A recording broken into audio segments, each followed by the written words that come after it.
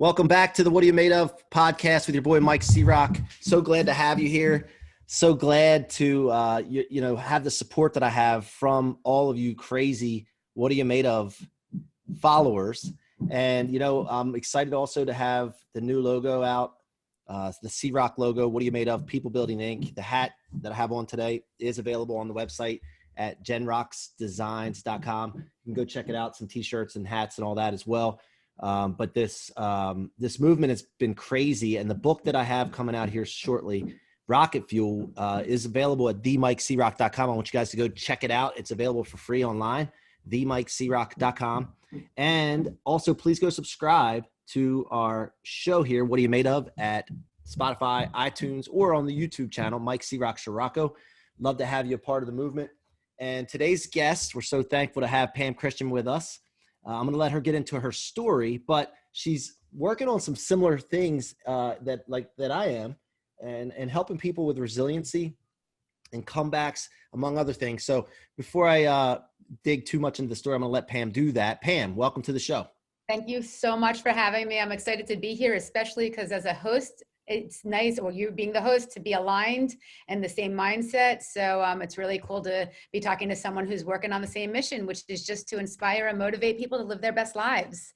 And sorry. No, and I'm excited to hear how you got into that as well, with sharing that with the audience, because everybody's got a story that inspired them, or that some kind of pivot point where they were like, oh man, I think I could do this.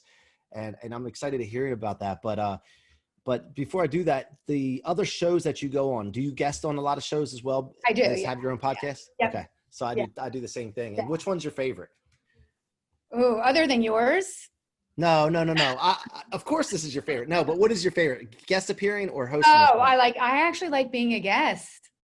I mean, for a long time, I like being the host, being in control, being able to ask the questions and everything, but I kind of like, it's challenging me a lot. And sometimes it's pushing me to talk about things that I'm not naturally comfortable, and going out of our comfort zone. And that's what it's all about. And if I feel like if I'm encouraging everyone else to do that, I got to push myself too. So right now I'm kind of into that. Right. Awesome. So let's go ahead and get into it. So everybody's got a story. What are you made of, Pam? I mean, I am made of it all. It's the macro moments and the micro moments that have made me who I am today. And yeah, like you said, we all have a story, and I could go into each detail, which I won't, because this is like a 30, 45-minute show. But, we go through trauma, and then we go through just your garden variety stuff. And each of those things that we go through, no matter how bad or what level of severity they are, make us who we become and who we are in the given moment. What we forget is that we actually have the power to change that on a moment-to-moment basis. And instead, we live in the space of the trauma that happened to us, and we repeat it in our new situations that come up for us, and our new relationships and our new careers and whatever it is, rather than saying, wait, that happened at that moment, and I'm no longer that person that I was then. And whatever that feeling is being triggered in me doesn't have to make me react the way I did back then. And so I think that for me, I didn't come to that aha moment in one day. It was more of a process. And there were moments along the way that I built upon to get to where I am today. So in the green room, you were talking about being in real estate before, right? So how long were you in real estate? I was in real estate for 16 years, loved it, have nothing negative to say. But what happened was, again, when I was younger, I went through a lot of trauma. I went through a lot of difficult times, and the real estate was great. But at some point I was making a lot of money. I was number one in my area. I was top team, whatever it was, all those accolades that we think are going to check the boxes to make us happy. And it was a great career, but I wasn't fulfilled. And I felt empty, but not empty within myself, empty within my purpose. What was I here for? What am I doing? What am I supposed to be doing? So I spent a lot of time meditating, going inwards, working on myself, learning about what it is and who I really am. And what I came to was that I want to help people, but not selling their houses necessarily. I actually want to help people grow. So I started doing real estate coaching, and then business coaching, which led to mindset coaching, because I believe everything starts right here. Yeah. I love it, because a lot of successful people want to help others once they hit success. It's a thing where it's, you become a preacher of the things that have helped you and worked for you. And I've experienced that myself. I don't know if you know this, but I run a large division for Nations Lending, 40 employees. And I've been in the mortgage space for, I don't know, 14 years now, and I love it. But I always think that that's my vehicle, and I'm constantly building people. When I wake up in the morning, it's like, how can I build people? I look for opportunities to help others.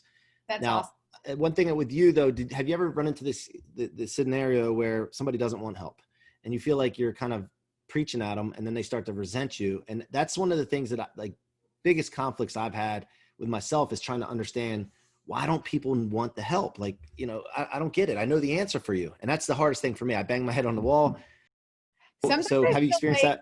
I definitely have. And sometimes I feel like it's not that they don't want the help. They're not where we are. And so they need to be met where they are. This is like from experience and learning over time. So they need to be met where they are, not where we are. And sometimes it's hard to bring ourselves to where they are because we don't exactly get it. One, but two, some people just like staying in misery. And I think that's probably more of what you're talking about. People are afraid to grow, to develop, of what might come next, because even though they don't love where they are, the devil you know is better than the devil you don't know. And so getting out of that comfort zone, some people take years to make that one little step. It's just different personalities. I lost you.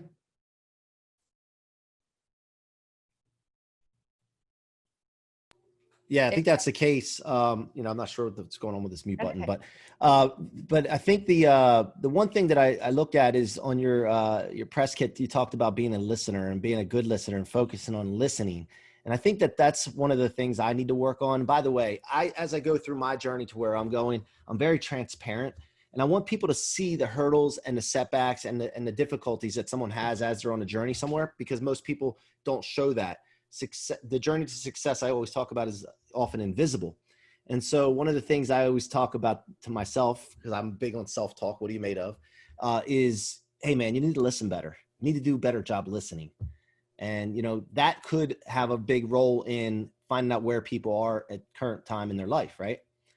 Absolutely. And not only like where they are, just listening it gives them space to kind of figure their own self out so they can move forward a little bit. Just holding space and letting someone talk is huge. I love that you own that. I have my own things that I'm working on too, that it doesn't matter where we get to in this journey. We're always going to be working and leveling up. And then when we level up, we're going to work again, because the things are going to come up again, just differently, because we worked through them, but at that level. And now we have to work through them at this level. Yeah. And so everybody comes on these podcasts, and I did it myself for a while too. And I go on and tell how much I know, right? I'm an expert at this and I'm experiencing this, but I've started also sharing these setbacks and these struggles as well, because then it makes you more human and genuine, and people appreciate that, I've noticed. So, but let's take a step back here for a second. Let's take us back into some of the setbacks you've had in your life, some of the turning points that you've had, whatever you're willing to share, because I don't want to dig too deep. I'm like Howard Stern in a way, though. I do get people talking about things on here that they don't talk about other places. So let's go back. I mean, okay, so I probably won't go into all the details right now, because I have a book coming out too that's going to delineate all of them. But what I will say is, from a young age, I experienced a lot of trauma, and the trauma made me totally self-loathing. I hated myself. I thought I was the worst. I self-sabotaged all the time. I constantly pushed people away. I didn't even know I was doing it. And until I became aware of it, I wasn't able to fix it. I'd constantly fall down, get back up, only to fall down again. But I was the reason I was falling down. I was the reason I was constantly in a place of unhappiness. And then, so I kind of worked myself through that. I talk a lot about, like, in my late teens, I randomly picked up Awaken the Giant Within by Tony Robbins, kind of changed my life. And, whether he resonates with you or not, find the person who does. And even if he doesn't, you can always get, even from this podcast today, I'm going to get a bunch of stuff out of this, and I'm the guest, but I'm going to get a bunch of stuff from you about being human, being honest. You can always get something from someone. And then I had my more garden variety stuff. I got divorced. And this isn't too garden variety, but most recently, which has kind of helped me make this change in my life, both my parents passed away within 12 months of each other, completely unexpectedly and shockingly. And, I was really close with my parents, and it was really jarring and really destabilizing and really like, wait, what is happening here? What is this life? And the thing is, and I got depressed, I gained weight, I was kind of sleepwalking. as I had fallen back, I realized I was falling back into old patterns and habits that I had fallen into when I was younger, those self-sabotaging things again. And I was like, wait, how did I just evolve so much? I meditate, I eat well, I cleanse my body, I do really good self-love and self-care, and yet I'm still here again and doing this stuff against myself. Why? And that's what happens when we do that. And what we don't do is we don't question it. We're not self-aware about it. We just do it and think that's what it's supposed to be. We're hurting ourselves. We should feel badly about ourselves. We should be negative. But when you start becoming conscious of your actions and your behaviors and your thoughts, that's when you can start to change them. And I was not in a good place many times throughout my life. So I promise you, if I can change my attitude and my way and my mindset and my thoughts, you can too. But again, it's about being aware of them so that you can then make the changes. Now, what kind of trauma are we talking about here? I mean, all different types of trauma, just like, self-imposed traumas, like trauma is a very it's a buzzword right now, like that a lot of people use. So just really a dysfunctional but super loving family. We all grow up in these families, and our parents obviously love us. They have us, they want us, but there's dysfunction in them. And as I said, my parents have since passed, and I know they'd be okay with me talking about this because they loved me so much. They did their very best. But man, they came from the Depression era. They came from the era, like, they didn't hit me, but they were hit with belts. And so you bring that, they came from lack and scarcity all the time and insecurity. And then you bring that into your house and you put that in the environment that you're growing up in, and you're just like this little kid that's like, all this information is coming at you, but it's being projected on you based on your own family's stuff, generations and generations and generations of stuff.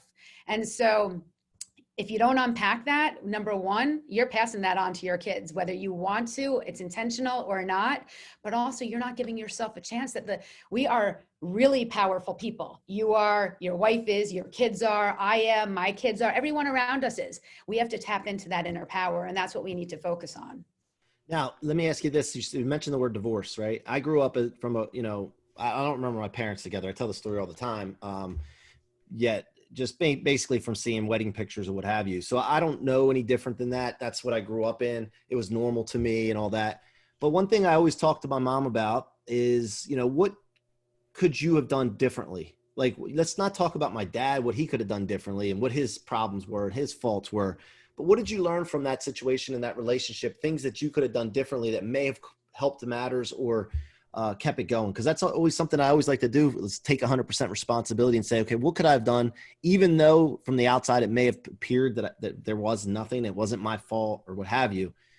Have you done that analysis of that? Yeah, what did you learn? That question, and I'll tell you what I learned. But what I wanted to say about that question is it's so true. I can sit here and say all these things, not just about him, but like other people in my life, and they would have a completely different story. But who was I, and what was I doing, and what could I have done differently is the best question.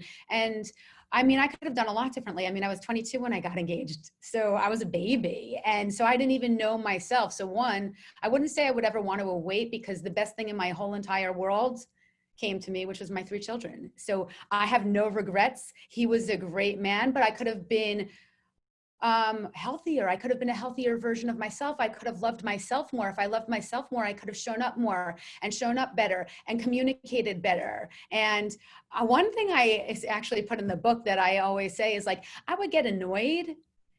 And it could be something silly, like, why isn't he, and it could be about anyone helping me clean up or doing this or doing that. But what I realized is I never asked.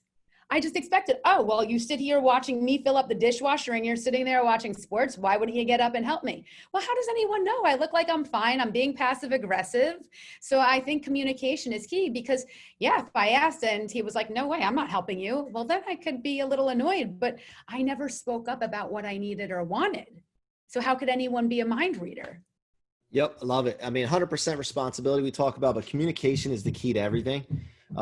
Anytime there's an issue, and in relationships, businesses, I've seen it over and over again, and I have 40 employees that I watch daily. It's communication, lack of communication, lack of good communication. That's all it is. And a lot of times you'll see emails in our company go back and forth, or Teams messages, Microsoft Teams back and forth, and it just gets escalated because the tone, you can't read tone in an email. And if they would just pick up the phone for 5 minutes or do a video call, the problem's over. right? I think, And you see, I think like a huge thing is coming from curiosity. So always coming when you have a problem, an issue, or the communication, or you're in an email chain, always asking questions, inquiring rather than assuming or feeling like you've been wronged. We have our own insecurities, so we're always feeling like someone else is out to get us. But most people are so worried about their own selves, they're not even thinking about us. yeah, 100%. And anytime in relationships where like if I'm having an issue with my kids or my wife, it's my issue first of all, right? And I usually will go and do a self-assessment, look in the mirror physically, actually look in the mirror and say, hey, what are you doing to cause this? Or what can you do differently that'll change this? And generally, if you do that in yourself, that gets noticed, and then they automatically react to that by doing something better. And I've been married 17 and a half years now, so I know what I'm talking about. I guess that labels me as an expert in relationships, because 17 years, I mean, I can't even believe to think about that time going by. I could have a 18-year-old already probably, but I feel like it was yesterday. So time flies when you're having fun, but there's been ups and downs and things, but it's all about me. I feel like when I I'm looking love that. back. It's such ownership. I mean, who else would it be about? It can only be about her for her. Like, and there's an amazing book for relationships. It's called Any Kind of Relationships, The 5 Love Languages. Knowing what your partner's love language is, we think our partners want what we want. So if I want like quality time, we think they need quality time. So we're there showing up every single day when they want space, and what they need is physical touch. And so learning what they need and giving it to them and showing them what you need is huge. Yeah, when I found out it was sexy to do the dishes and laundry, I started You're doing it like, more every because I day. found that out, right? And then I started wearing less while I was doing it. No, I'm just kidding. So it seems to work. So fellas, listen, do some laundry and dishes, wear your boxers and watch what happens, man. Watch the magic. So anyway, I'll leave that alone from there. But so what are you into now? What do you got going on? You mentioned a book I have and, a book coming out. Basically, it's my life story, and at the end of every chapter are tips and takeaways for how to get over the adversity, whatever the adversity was. I went to a bunch of different high schools, a bunch of different colleges. I was like, just like very rebellious, trying to figure it out, growing up in Manhattan in the 80s, which was like a crazy time in Manhattan, and really just, trying to figure it all out. And then just at the end of each chapter, like I said, giving relatable tips. So if your adversity, trauma, challenge wasn't the same as mine, the tips pretty much still work. I have my podcast, The Juice, which we should have you on. Hold on. I want to get to the podcast, but let me talk about this book for a second. Okay. As you're writing this book, talk to us about the journey that you've been on writing the book, the thoughts and processes go through your head. If you're happy with it at that, certain points and you're like, man, this is nothing. Who's going to watch? I'm just thinking of things that went through my head before. Who's going to really want to read this? Is it good enough? Am I trying to do a bestseller and make an impact, or just make an impact? By the way, for me, like, I'm not afraid to say I'm writing a bestseller. Like, I'm going to make an impact, but I'm writing a bestseller. I'm not just, Awesome. this isn't half-ass stuff. If I'm going to do it, I'm going to do it right. And by the way, that's all manifestation. So I love that. You are manifesting a bestseller as you speak to me right now. That's cool. Yeah. So what are some of the thoughts that are going through your head on this journey with writing your book for those out there that are interested in? So first, I wasn't even planning on writing a book. I was just starting to write. It was after my parents passed away. I just had so many thoughts jumbled up inside of me, and I needed to unpack them, and sort of writing started that. And then I was like, wait, I kind of have a story here. This is kind of a crazy story, and there's a lot to it. So then it was stream of consciousness for a while. And then I started putting it into chapters, and I'm like, this could do really well. And then my stuff isn't about, is it going to be a best? I don't really care what it is. It'll be if it impacts one person, which it already has, because I've let a few people read it, I'm good. But my thing. Well, hold up. I can't, I don't mean to cut you off, but you're good. Let me ask you a question though. Really, is it really okay if it just inspires one person, or like, because that's such a novel thing for everybody to say. And I'm not afraid to say, hey, listen, this has got to blow up because I want it to. I want to use this as a role model situation, a case study for people that, hey, listen, I'm telling you, as I'm writing this, as I go forward, it's going to impact millions of people and it's going to be a bestseller. I'm telling you now. And then that way people can see that manifestation, like you said. But is it really okay with one person? Here's the thing. This is what I'm struggling with. And it's a good question. And you're calling me on something which most people don't do. So I love it. You just got my respect. So this is my thing. there's part of me that's like, okay, this is going to impact a ton of people and I want it to, but then there's the other part of me, and this is where I always struggle with, wait, I don't want to be so out there. I'm uncomfortable with that because I'm a big introvert, despite the fact that it seems like I'm an extrovert. So I have this battle every day. Same thing with on Instagram and my lives and my videos. Like, there's the part of me that wants to help everyone and wants whatever that impact is and however big it is, that's awesome. But then there's the other part that wants to go hide in my bed for 2 weeks after. So I get your question, and yeah, it would be great if it does this great stuff as long as I can be comfortable with that. I'm exposing a lot about myself. That's nerve-wracking. Yeah, but you're a coach, right? So you know comfortable is not the place to be. Like I know, but I'm for human. me is comfortability. What? The kryptonite for me is Oh yeah, complacency and comfortability. me too. Absolutely. It gives me chills to think about that. So, but I'm also, me too. I'm like constantly going out of my comfort zone, but I'm also human. So I'm trying to share that side. So it's not so much about it being a bestseller as can I get over my issue? That's why it's been ready to go out for a few months now. I'm still like holding it back, and I'll get there. I'm not worried. It's going out, but it's like, there's this thing inside of me that's holding me back. let's go. Let's do it. I'll talk you into it right now. Right. We'll make a phone call while we're on the podcast. We're doing it. So, all right. So talk about your podcast now. Oh, by the way, what's the name of your book? Do you have a name yet? Hope you're having a great day. I know I am. And my podcast is called The Juice. It's all about our journeys, and I interview interesting, inspiring, and motivational people and cutting edge business owners to help us learn, laugh, and grow. We learn their story from where they started to how they got to where they are. We interview like Jay Sean, Dave Meltzer. We have like some big names, hopefully you. And then we have some, your everyday people, which are equally as important because very relatable. And it's really fun. It's more fun in person because we drink a juice, we do this fun game, but it's also fun on Zoom. Well, yeah. So the podcasts have to be online lately, but I'm traveling myself a lot. And by the way, if you hear hammering, guys, just so you know, your boy C-Roc does not stop for anything. So I have a podcast studio. I haven't talked about this a lot yet, but I have a podcast studio and a new office being built. It's going to be decked out. I'm not playing. I'm putting it up like together, right? And that way we can have in-person people, in-person podcast recordings. But I'm traveling. So yeah, if you ever want me to come out, I will definitely do it. I'm Jersey.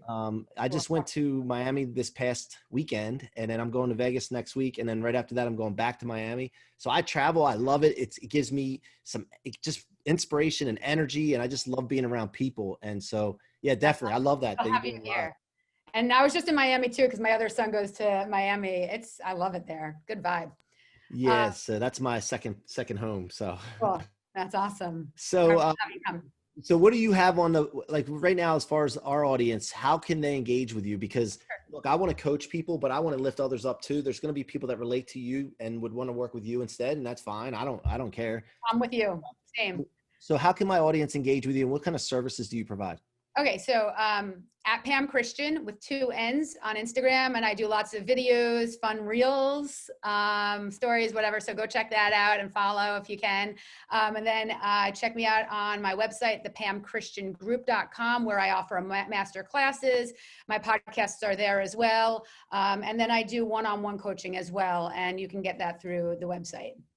All right. So you shared a little bit of vulnerability with us, which I usually say for the end of the show. So I appreciate you doing that. So what we're going to end with is I want you to share what you have as far as goals going forward in the next year to 2 years, what you're really trying to go after and accomplish coming up here. So I am so done with me. Like, it is not about me anymore. It's been about me for a long time. It's about all of you. And my goal is to touch at least one person's life every single day. And that could be by taking care of Starbucks for them behind me in the car line, because I have a child who is addicted to Starbucks. It could be by bringing the newspaper to someone's front porch, giving a random person a compliment. It doesn't matter what it is. I want to touch people's lives, because when we start to touch each other's lives by small actions, it's the snowball effect, and it grows and it becomes bigger and bigger and bigger. And we all become happier, and we live in a happier world because of that. But right now we walk around with scowls on our face, head down like this all the time. Me too. Not, everyone does. And we don't even look at each other. We don't lift each other up. It's all about lifting each other up. That's my goal. Love it, man. Hey, Zig Ziglar said, if you're happy, why don't you try telling your face? I love Exactly. that. I love that. And I love Zig Ziglar. Yeah. So anyway, first of all, thank you for coming on the show. I'd love to have you back again. I know the show, we're trying to keep these shows around half an hour. And you know, I'd love to have you in the future, but when your book comes out, we also have to get that out too. So I'll share that all over social media if you share that with me, because Awesome. I want to boost Thank you up. And guys, thank you so much for listening to the What Are You Made Of podcast with your boy, Mike C-Roc. I want to ask you a question right now. Are you happy where you are in life right now? Are you happy with the progress you're making if you're not happy where you are? And if you're not, then what are you doing about it? Like, why are you staying still? Why are you staying static? Why are you sitting in the status quo? Make it happen. Look back. And if you need fuel, look back at your past for setbacks, negativity, letdowns, and understand that they're all there on purpose. They're there for training sessions for your future. They're there for rocket fuel for your future. And the reason I say rocket fuel instead of regular fuel is because all of us would love to be in orbit away from gravitational pull, like negativity, negative people, setbacks. That's gravity. We all want to get away from that. So let's go to orbit with rocket fuel. And until next time, I'm your boy C-Roc. Please go subscribe to all on your favorite podcast platform, Spotify, iTunes, and the YouTube channel, Mike C-Roc Ciorrocco. Until next time, I'm your boy C-Roc.